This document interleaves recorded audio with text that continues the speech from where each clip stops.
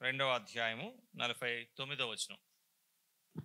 ఆయన మీరెలా నన్ను వెతుకుచుంటిరి, నేను నా తండ్రి పనుల మీద ఉండవలనని మీరు ఎరుగరా అని వారితో చెప్పాను. చాలు.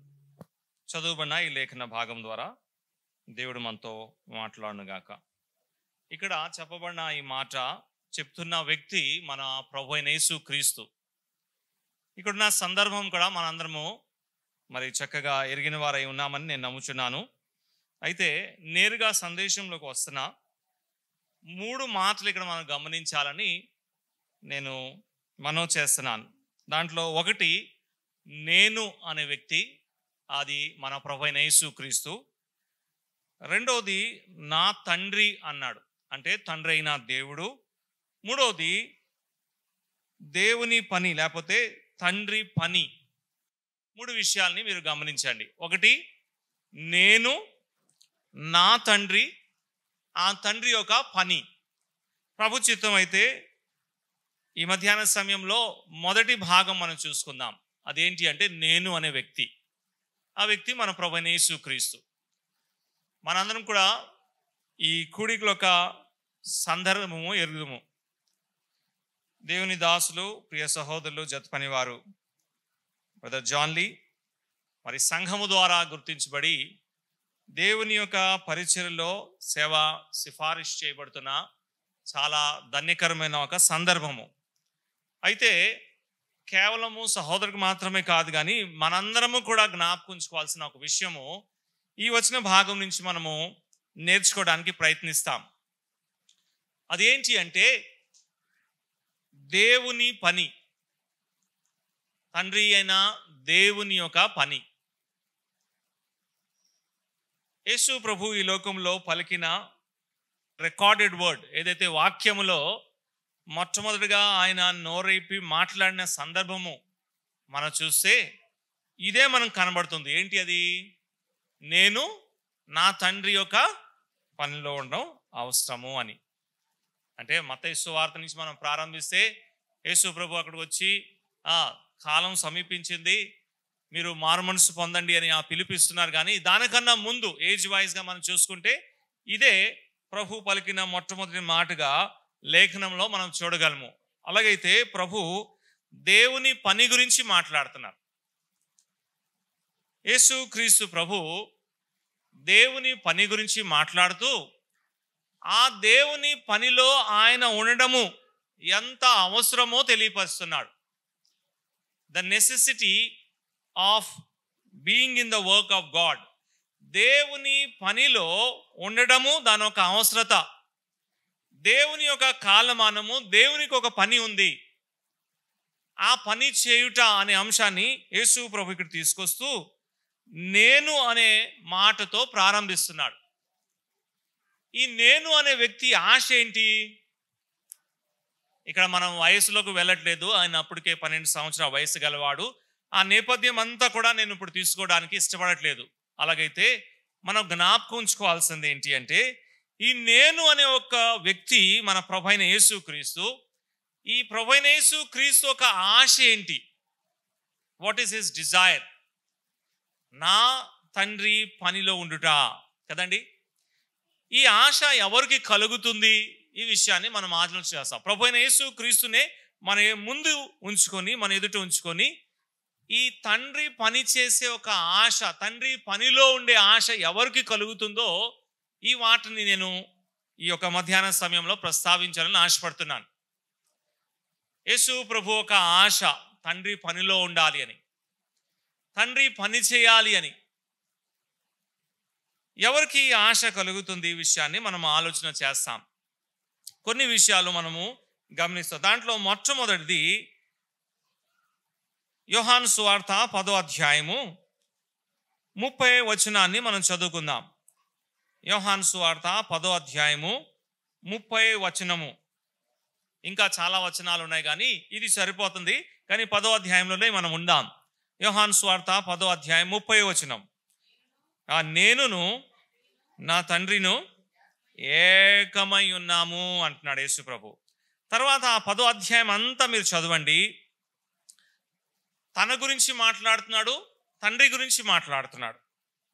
తన గురించి మాట్లాడుతున్నాడు, తండ్రి గురించి మాట్లాడుతున్నాడు, తండ్రితో అతనుకున్న సంబంధం గురించి మాట్లాడుతున్నాడు, తండ్రితో అతనుకున్న సహవాసం గురించి మాట్లాడుతున్నాడు. అలాగైతే మొట్టమొదటిది ఈ నేను అనే వ్యక్తి, అంటే వ్యక్తి అని ఎందుకు చెప్తున్నానంటే మన అర్థం చేసుకోవడానికి, ఈ నేను అనే వ్యక్తి ఆయన ఏమై ఉన్నాడో అనే విషయాన్ని సంపూర్ణంగా ఆయన ఎరిగిన వాడై ఉన్నాడు. ఇది కొంచెం కష్టమే కానీ మనం పట్టుకోవడానికి ప్రయత్నిస్తాం. తండ్రి పని చేయడానికి ఆశపడుతున్న, తండ్రి పనిలో ఉండడానికి ఆసక్తి చూపెడుతున్న ఈ వ్యక్తి మొట్టమొదటిగా ఆయన ఏమై ఉన్నాడో అనే విషయంని సంపూర్ణంగా ఎరిగి ఉన్నాడు. He is fully conscious about his own self. ఆయన ఏమై ఉన్నాడు అనే విషయాన్ని ఆయన ఎరిగై ఉన్నాడు.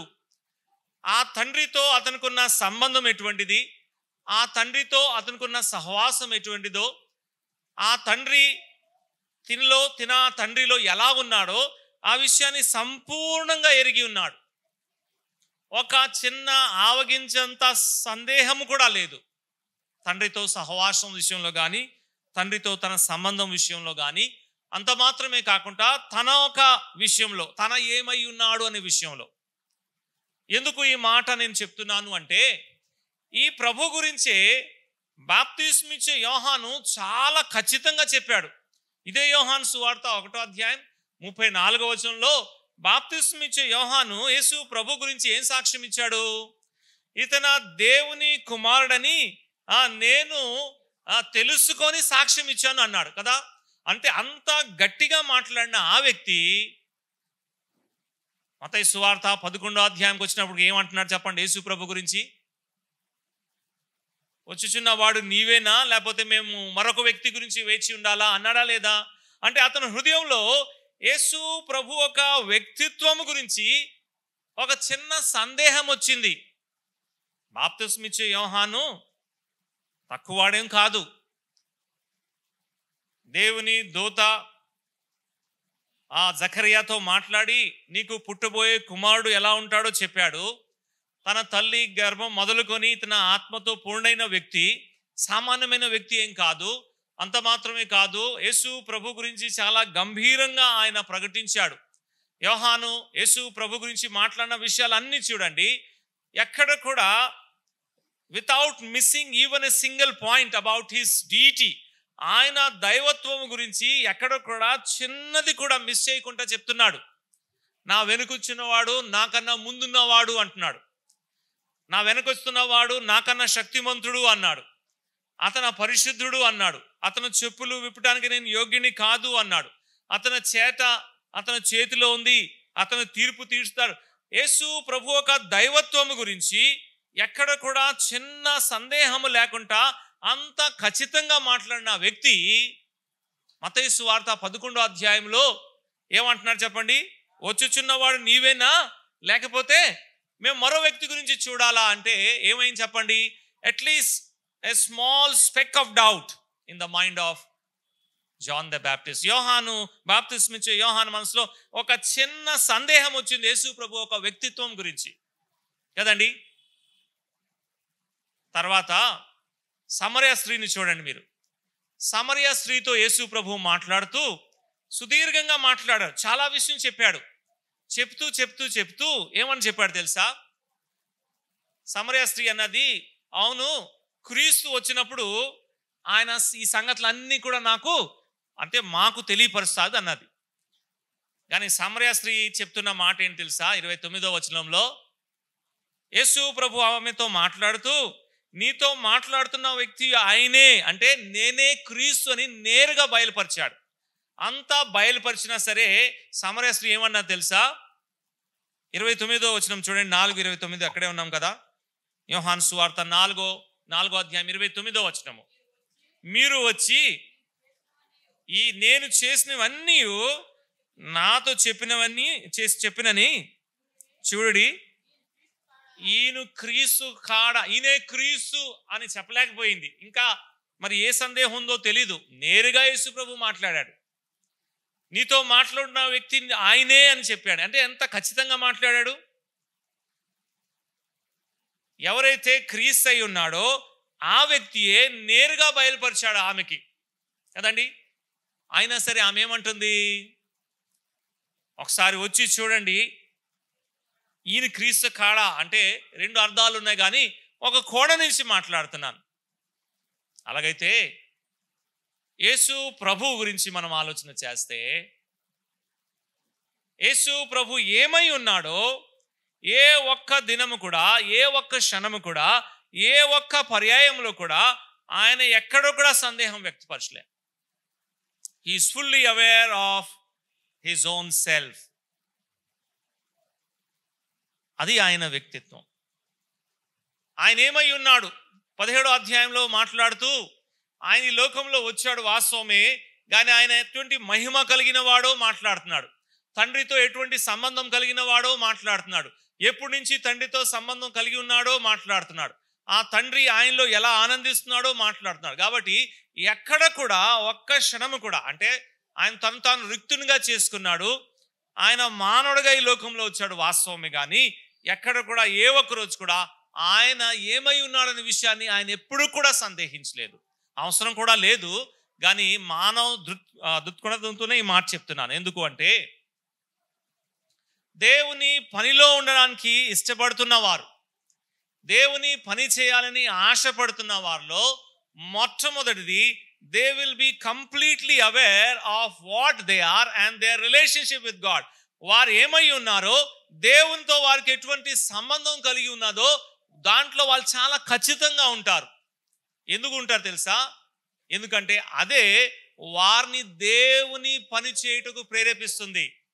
వారు ఏమై ఉన్నారో, దేవునితో వారికి ఎటువంటి సంబంధం కలిగి ఉన్నదో ఆ సంబంధము సహవాసాన్ని బట్టి, వారు ఏమై ఉన్నారు అనే విషయాన్ని బట్టే they will be led and inspired and encourage to be in the work of God. అంటే వాళ్ళు దేవుని ఆత్మ ప్రేరేపణతో ఆ సంబంధాన్ని బట్టి ప్రేరేపించబడతారు దేవుని పని చేయుటకు.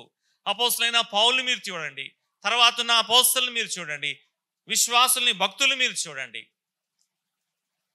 దేవుని పని చేసే విషయంలో మొట్టమొదటిది కావాల్సింది ఏంటి అంటే, నేను ఏమై ఉన్నాను, ఆ దేవునితో నాకు ఎటువంటి సంబంధం ఉంది.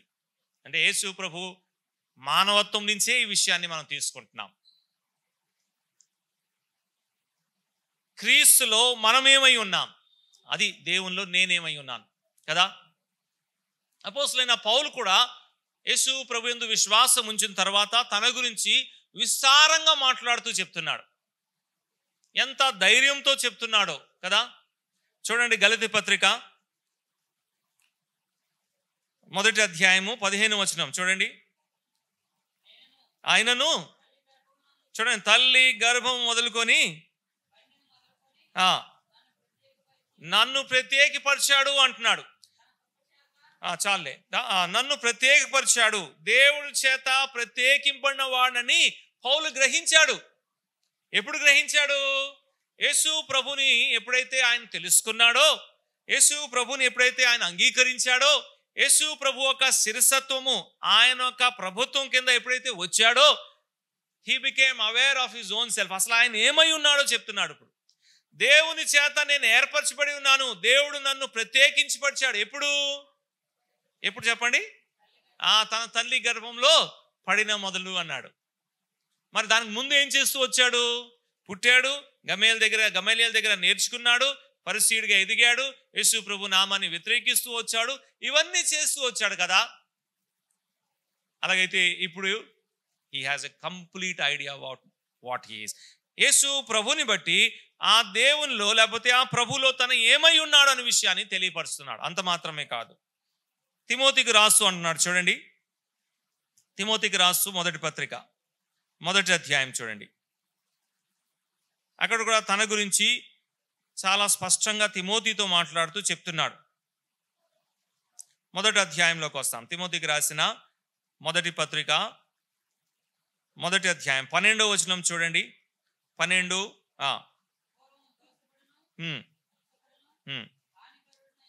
నన్ను తన పరిచర్యకి నియమించాడు అంటున్నాడు.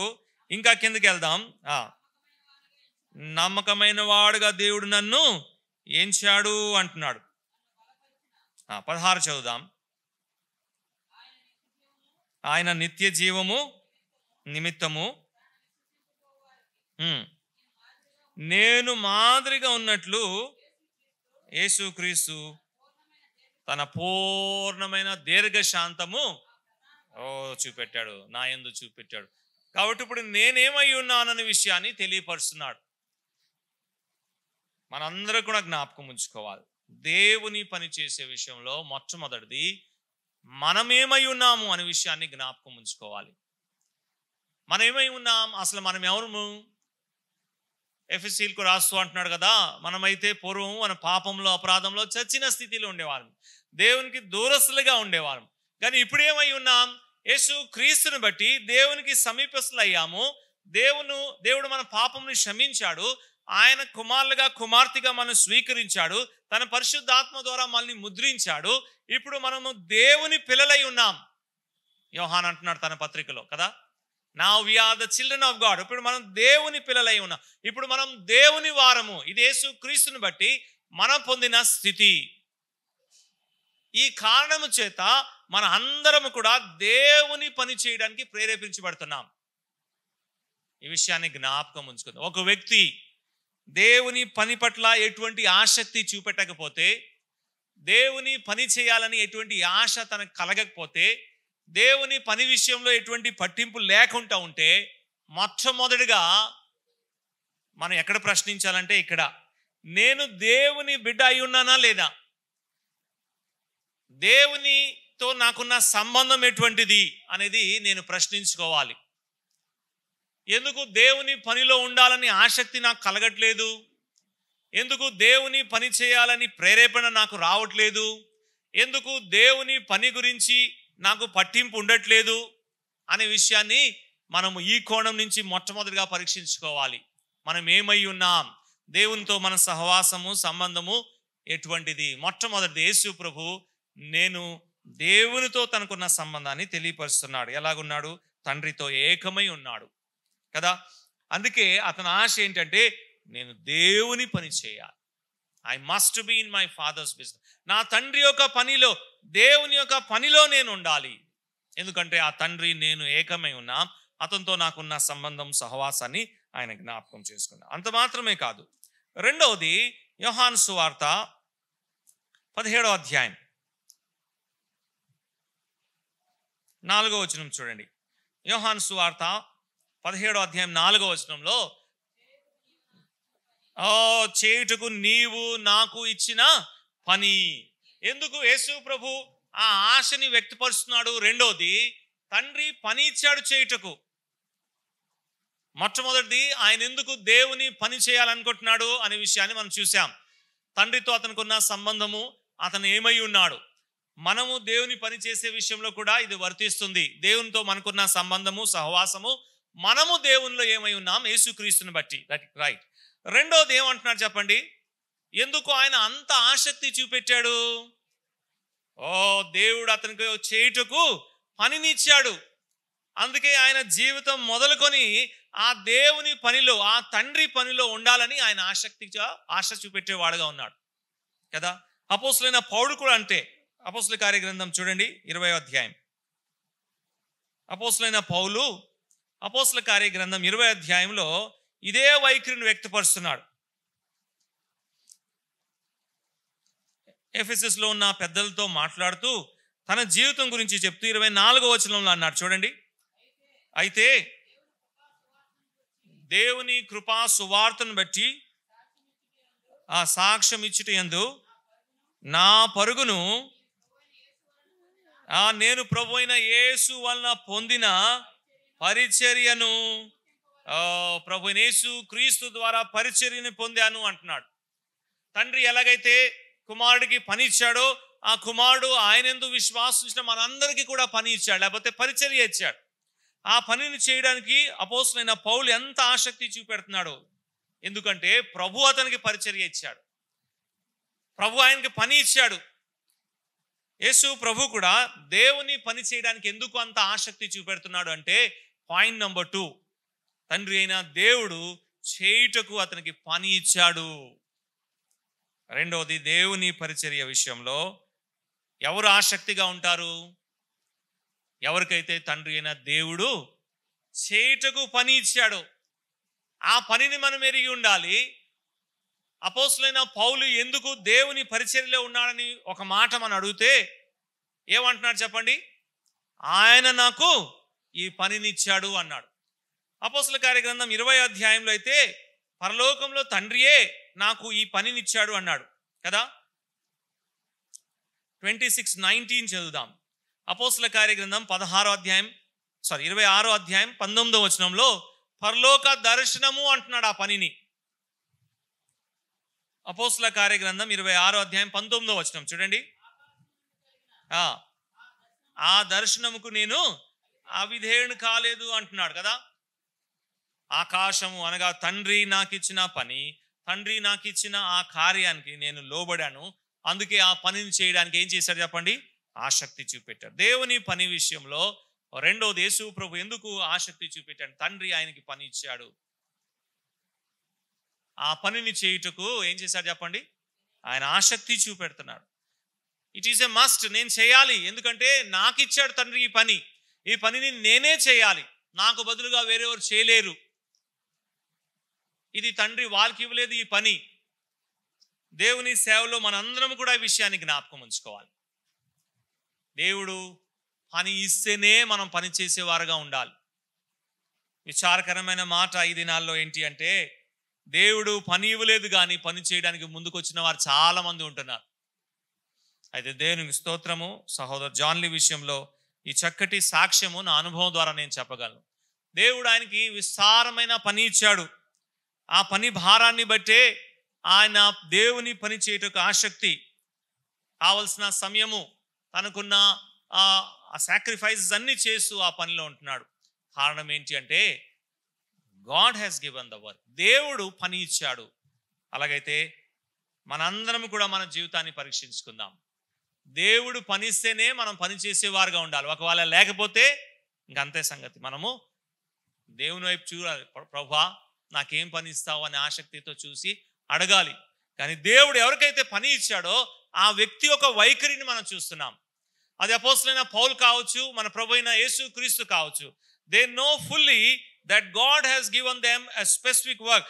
దేవుడు వాళ్ళకి ఒక ప్రత్యేకమైన పని ఇచ్చాడని వారికి తెలుసు. కాబట్టి వారి జీవితం చూడండి ఎంత ఆసక్తితో ఉన్నారో. వాళ్ళు ఎక్కడికి వెళ్ళినా సరే దేవుని పని.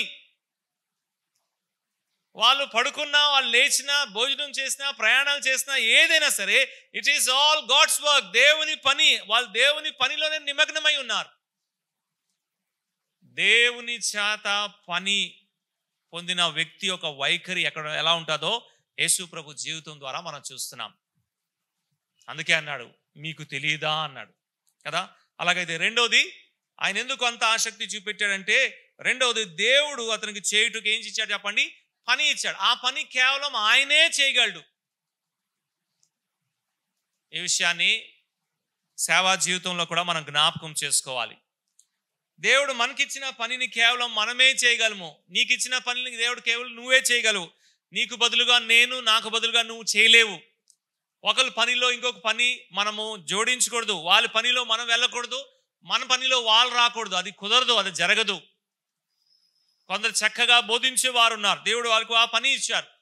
మరి కొందరు చక్కగా కౌన్సిలింగ్ చేసేవారు ఉన్నారు, ఆ పని దేవుడు వాళ్ళకి ఇచ్చాడు. మరి కొందరు చక్కగా సువార్తను ప్రకటించేవారు ఉన్నారు, ఆ పనిని దేవుడు వారికి ఇచ్చాడు. నేను వారి పనిని నేను ఆశించకూడదు, అంత మాత్రమే కాకుండా వారి పని నేను చేయడానికి ప్రయత్నించకూడదు. నా పని ఏంటో నేను అదే చేయడానికి ప్రయత్నించాలి, అంతే. అపోస్తల కార్యగ్రంథంలో అపోస్తలు ఈ మాటలను గ్రహించి చెప్తున్నారు. బహుశా అప్పటి వరకు గ్రహించలేదేమో, కానీ ఒక పరిస్థితిని దేవుడు తీసుకొచ్చాడు. అపోస్తలు ఆ మాటను గ్రహించారు. అపోస్తల కార్యగ్రంథం 6వ అధ్యాయంలో 4వ వచనంలో ఏమంటున్నారు చెప్పండి? మేమైతే అంటున్నారు. ఎందుకు అన్నాడు ఆ మాట? Now they realize. వాళ్ళ పని ఏంటో ఇప్పుడు వాళ్ళకి అర్థమైంది. ప్రార్థన ఎందును, వాక్య పరిచర్య ఎందును ఎడతెగక ఉంటాం. ఎందుకు ఉంటాం? That is our work. దేవుడు మాకిచ్చిన పని అది. ఇది విడిచిపెట్టి మేము భోజనము పల్ల పరిచర్య చేయలేము. ఎందుకు చేయలేము? సామర్థ్యం లేదా? ఎందుకు చేయలేము? అధికారం లేదా? ఎందుకు చేయలేము? అంత ఆలోచన ఉంటుంది కదా. ఎందుకు చేయలేము అంటే ఆ పని దేవుడు మాకు ఇవ్వలేదు, మాకు ఇచ్చిన పనిని మేము చేస్తాం అంతే. అలాగైతే ఈ విషయాన్ని జ్ఞాపకం చేసుకుందాం. రెండవది, దేవుడు పని ఇచ్చాడనే విషయాన్ని ప్రభు జ్ఞాపకం చేస్తాం. మూడవది, యోహాను సువార్త 10వ అధ్యాయంకి రండి. 36వ వచనాన్ని చదువుకుందాం. 10వ అధ్యాయం 36వ వచనం.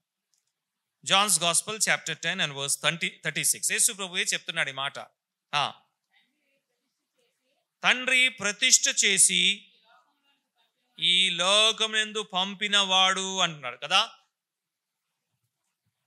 ప్రతిష్ఠ చేసి లేకపోతే ప్రత్యేకించి పరిశుద్ధపరిచి అన్నాడు. ఈ రెండు అర్థాలు అక్కడ ఉన్నాయి. శాంక్టిఫైడ్ అన్నాడు.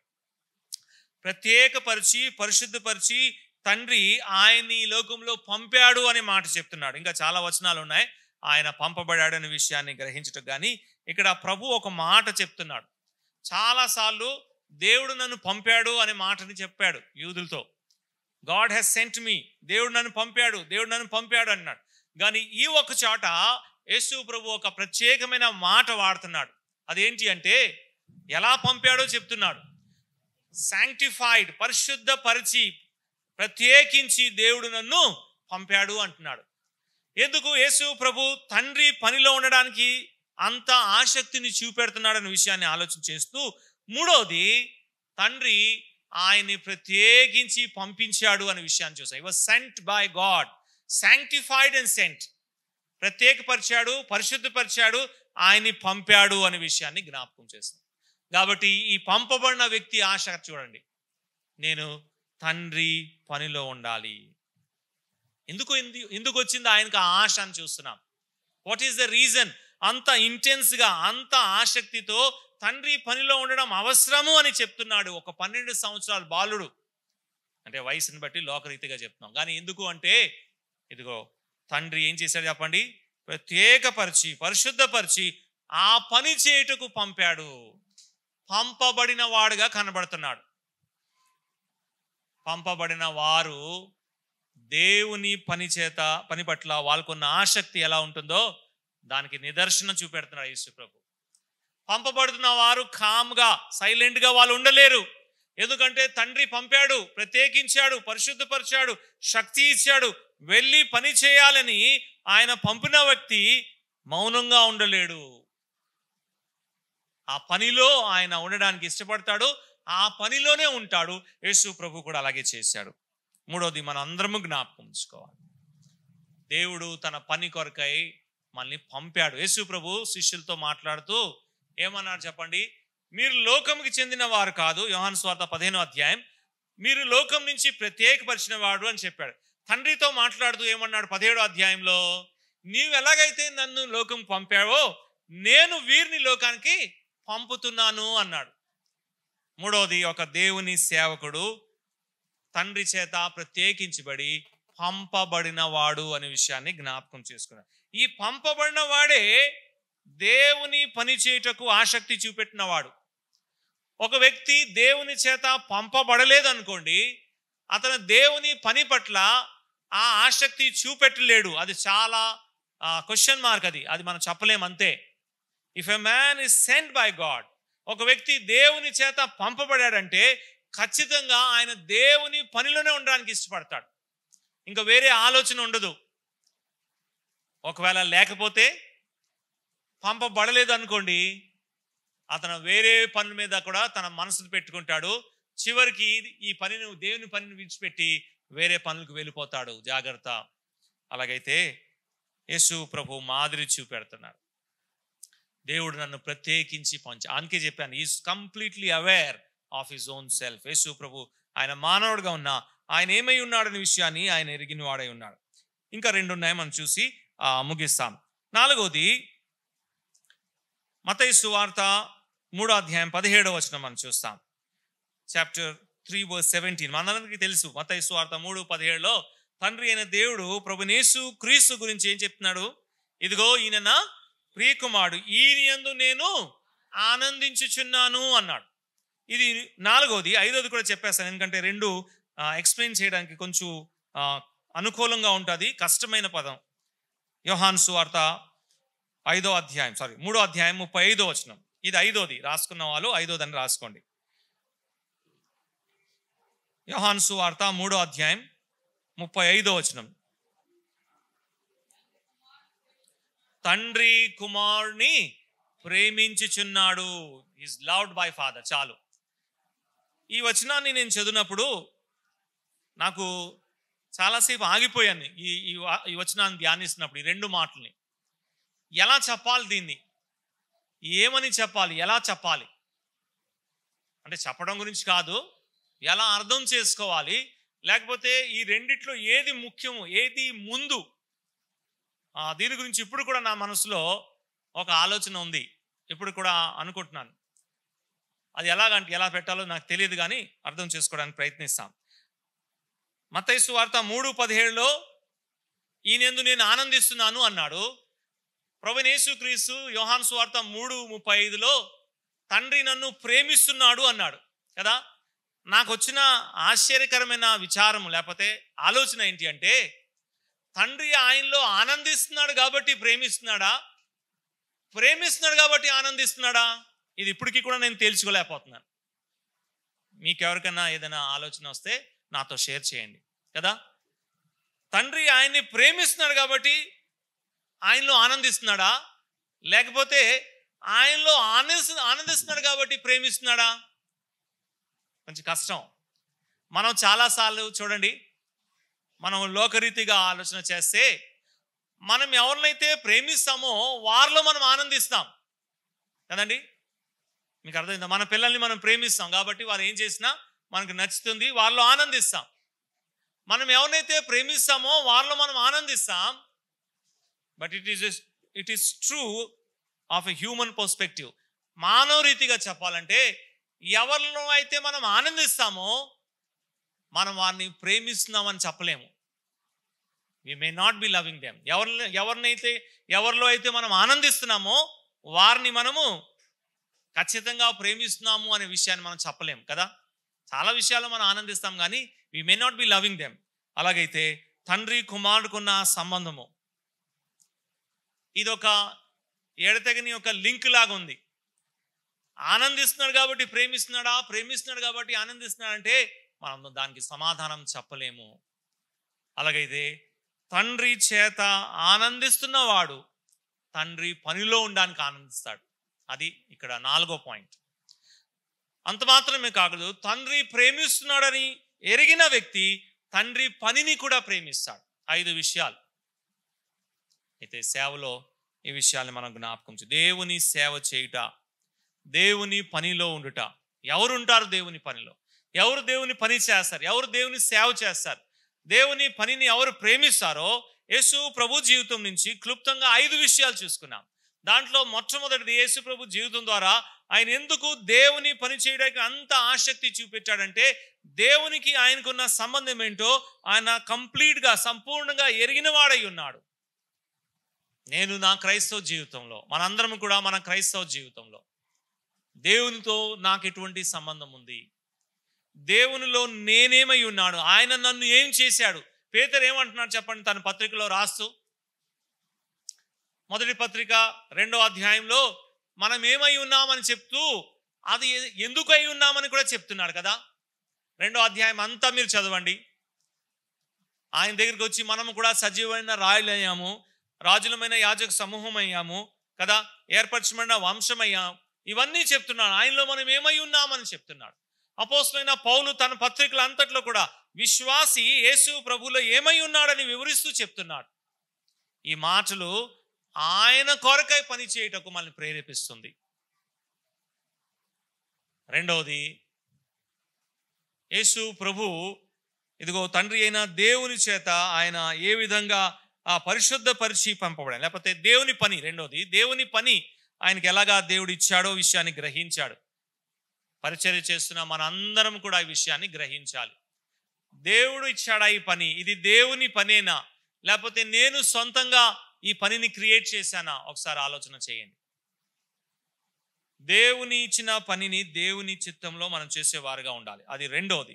మూడవది, ఎలాగా దేవుడు ఆయన్ని ప్రత్యేకించి పంపాడో ఆ విషయాన్ని చూసాం. పంపబడిన వారు దేవుని యొక్క పరిచర్యలో ఆసక్తిగా ఉండడానికి ఇష్టపడతారు. ఈ విషయాన్ని మనం జ్ఞాపకం ఉంచుకోవాలి. నాలుగవది, తండ్రి యొక్క ఆనందము.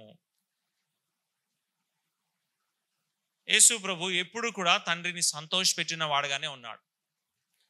అందుకే ఆయన తండ్రి యొక్క పనిలో ధైర్యముగా ముందుకు వెళ్ళాడు. ప్రతి అడుగు కూడా ఎంతో ధైర్యంగా వేశాడు. Because he knows father is delighting in him. తండ్రి ఆయనలో ఆనందిస్తున్నాడు. మనం ఏ రోజైతే తండ్రి నాలో ఆనందిస్తున్నాడు అనే విషయాన్ని మనం ఒకవేళ కోల్పోతే దేవుని పనిలో ఒక అడుగు కూడా వేయలేము. ఈ విషయాన్ని మనం జ్ఞాపకం ఉంచుకోవాలి.